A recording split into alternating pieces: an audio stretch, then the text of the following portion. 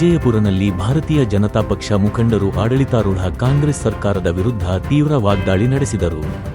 ಸರ್ಕಾರವು 1000 ದಿನಗಳನ್ನು ವೈಫಲ್ಯ ಹಾಗೂ ಹಗರಣಗಳಿಂದಲೇ ಪೂರ್ಣಗೊಳಿಸಿದೆ ಎಂದು ಆರೋಪಿಸಿ, ಸರ್ಕಾರದ ದೋಷಗಳನ್ನು ಜನರಿಗೆ ತಿಳಿಸಲು ವಿಶೇಷ ಕರಪತ್ರ ಬಿಡುಗಡೆ ಮಾಡಿ, ಅವುಗಳನ್ನು ಶಿವಾಜಿ ವೃತ್ತದಲ್ಲಿ ಸರ್ಕಾರಿ ಬಸ್ಸುಗಳಿಗೆ ಅಂಟಿಸುವ ಅಭಿಯಾನ ನಡೆಸಲಾಯಿತು.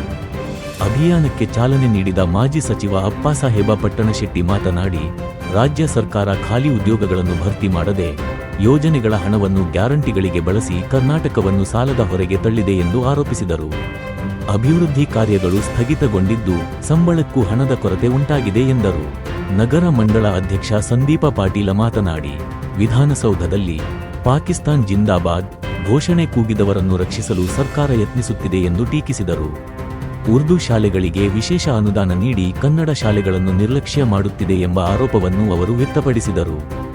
ಈ ಸಂದರ್ಭದಲ್ಲಿ ಚಿನ್ನು ಚಿನಗುಂಡಿ, ವಿಜಯ ಜೋಶಿ, ಗಣೇಶ ರಣದೇವಿ, ವಿಕಾಸ್ ಪದಕಿ, ಆನಂದ ಮುಚ್ಚಂಡಿ, ವಿವೇಕ ತಾವರಗೇರಿ, ಸಂಜೀವ ಬಡಿಗೇರ, ಸತೀಶ ಗೇಸುದರ ಜಿನಾಮದಾರ, ಗಣೇಶ ಉಪ್ಪಾರ, ಸತೀಶ ಗಾಯಕವಾಡ ಹಲವು ಸ್ಥಳೀಯ ಮುಖಂಡರು ಕಾರ್ಯಕ್ರಮದಲ್ಲಿ ಭಾಗವಹಿಸಿದ್ದರು.